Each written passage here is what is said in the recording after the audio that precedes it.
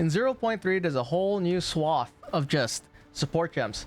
In here in this list, this is a list I've kind of combed through from all the support gems that are on PoB or PoEdb, right? I had a separate list and I went through and cut and pasted all the interesting ones and some of the ones that, you know, could be useful to us. There's some other stuff I left out, like there's like 1 and 2s of certain things, but we already have like brutality, you know, but brutality is kind of like, you can't really use it now because there's a lot of like elemental chaos or chaos damage that's attached to your melee damage if you're using a lich. But the first one up is elemental arsenal, right? So this one says supported skills deal 20% increased elemental damage. So this is kind of nice if you're using like a storm mage, frost mage, that kind of thing. But in level 3, it has your supports attacks damage dealt by supported skills increases for each elemental element on the enemy hit, but the skill itself cannot inflict elemental elements. So this will be good for your physical damage dealers that don't apply any elemental elements. Because what it is supported skills deal 12% total increased damage for each elemental element on enemies hit. Right? So your ignite, your chill from your frost mage, and then a shock source. So if you have a storm mage and you have an ignite on it and a shot and a chill, you get a free 36% increased attack damage. The one thing I do wonder with these Chinese leaks of the support gems, if they're actually increased or more, because some of them have been changed. Like when we go down and you look at feeding frenzy, it's not a more tag anymore, it's increased. And if it is, that sucks. Right, the next one is obey command. So this is commandment. I kind of went over it in the cooldown reduction video. There's 3 levels, right? There's 1, 2, and 3. 20-20, so 20% cooldown, 20% command skills attacked. They deal 20% more damage, right? Total damage dealt by command skills for supported summon creatures, 20%. And then level 2 is 30-30. Level 3 is 80. So this is different, right? In Dawn of the Hunt, commandment was 100% CD with no basic attack damage. So they only did damage from their active abilities. Now we actually get damage from basic attacks as well. So that's really nice. Really nice to for this level 3 with the 80% with no downside. And then efficiency is ingenuity, but with 2 levels. You have 30 and a 40. So free extra 10% cooldown reduction right here. Pretty nice. The next one is Scapegoat, right? Sacrificial lamb. This one is pretty interesting because this sacrificial lamb, there's an extra line on it. So shout out to Rinder for pointing this out to me the other day. But the first line, it says minions from supported skills are always considered explodable. So because they're always explodable, does that mean with the arsonist, right? The arsonist active ability, it's always on. So if you put this on your skeletal warriors, you can always detonate them. Is that the case? We're gonna have to wait to find out, but that's what it reads like, right? Always considered explodable. Now the other caveat is, does that mean, you know, is it just the exploding abilities, or is it things like the death storm from the storm mage? If it was the death storm, that would be crazy. That would be a game changer, right, for storm mages, but I doubt it. It says explodable, so we'll hold it for that. Maybe it is just the exploding abilities like detonate dead too, right? They could just use that instead of sacrifice or something, so it's just one support gem. And it seems to be the case, because if you're running around with your arsonists and you're exploding the minions, right, without having them to be in the low life condition, now it makes sense why Grim Feast is the way it is. So here's Grim Feast, right? This is the new reworked Grim Feast. It's instead of granting energy shield, and now allows you to collect remnants from your dead reviving minions. Then activate the skill to instantly revive minions based on their maximum life. So if you're constantly blowing up minions and killing them with your arsonist, for instance, or some other, you know, detonating ability, then it makes sense why you would have Grim Feast, and you'd have those other supports that like allow minions to produce remnants and stuff. So that way you can keep casting detonations, keep casting explosions, and that kind of thing. Maybe it's to bring back the whole detonate dead build back. So now instead of you know, you just have more casts of detonate dead by reviving minions. Because what it is too, if you're using last gasp on your skeletal warriors, you blow them up with the arsonist ability, and they're still alive for 4 seconds. And then when they die, they'll be dead for 1 second. They'll come back up, and then you blow them up again. Right? That's like a way you could play. And here is Fire Pen. So there's one, I put in 1 penetration in here because it is different. It's 30%, right? This is like penetration how it is right now. 30% elemental pen of whatever it is. The penetration 2, it says here, it just completely ignores enemies' fire resistance. So I'm assuming if it's ice penetration or whatever, or lightning penetration, it just completely ignores all resistance. That's big. That's huge for your, you know, elemental ability minions and stuff like that. Because as far as I know, with the way penetration works is it doesn't go below 0. At least that's what everyone says. It doesn't go below 0. So there would be no reason to ever use a level 1. You'd always want to go for a level 2. At least from this, it doesn't have any downsides. Hits from supported skills ignore enemies' fire res. So just hits, I guess. Right? This one is supported skills penetrate. So I guess that's the difference. This one is for hits, and then this one is also for like spells. It just says supported skills. Okay. Moving on. Blaze Army. This is Infernal Legion. It has a buff. Right? Instead of 20% base fire damage. So I guess just being next to them, there's base fire damage happening. Right? And then once they're ignited, the burning effect on summoned creatures deals fire damage equal to 20% of the maximum life per second to nearby enemies. So instead of, this is Infernal Legion right now, it's 20%.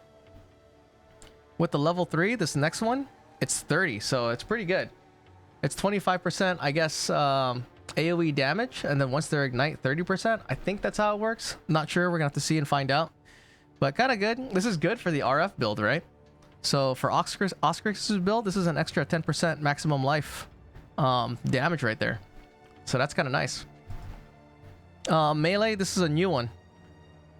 Supported skills deal 20% increased total attack damage to enemies within 1 meter, gradually decreasing with no bonus beyond 3.5.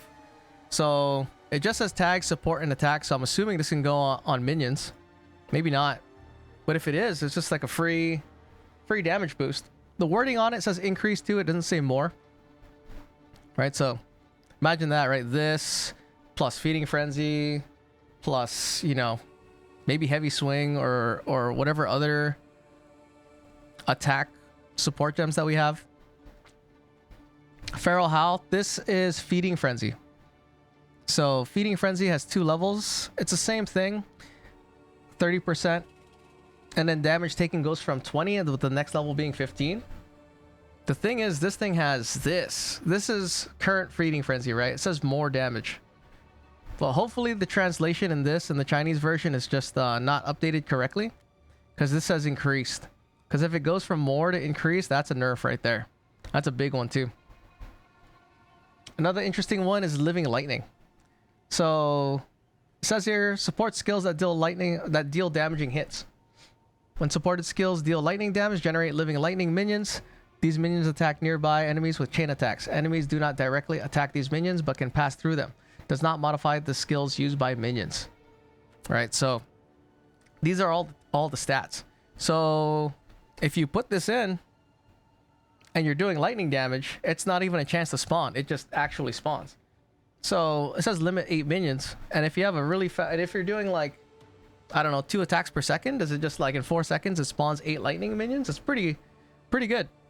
Pretty good, like theory crafting to trying to think about. Especially since these guys are minions, they're categorized as minions. Does that mean they can be covered with ice armor? To assist with like ice armor, frost mage, brute, nuke? That's not bad, you know. So projectile acceleration. I'm redoing this one because after reading it again, this thing is actually really beefed up from old school projectile acceleration. Here's old school projectile acceleration. Down here, right? Acceleration, supported skills have 40% more projectile speed, and that's it. That's all you get. On the new one, for level 2, it gives you a chance to pierce 40%. Supported projectiles, making projectiles faster and granting them chance to pierce enemies, which is really good, right? Pierce enemies, but then look at level 3. Supported projectile skills, making projectiles faster, increases and reductions to projectile speed also apply to damage. So this is giving you a 40% increased projectile speed and 40% increased damage.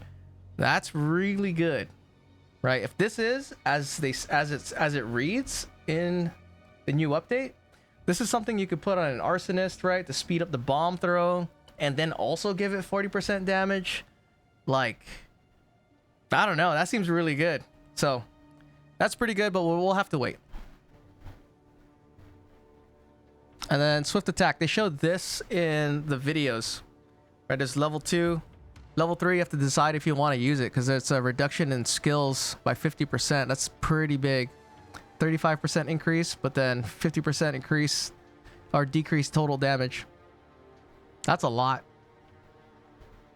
But, you know, decisions, right? And swift cast, I actually didn't look at this. So it's 15% and then 20%. And what's level 3? Cast speed of supported skills is increased by 10% for each different spell cast in the past 8 seconds. So for the minions, for casters, you're probably just going to want to stick with level 2. Harvest Essence is a new one too. This one, it makes sense that you would pair this up with Sacrificial Lamb support gem.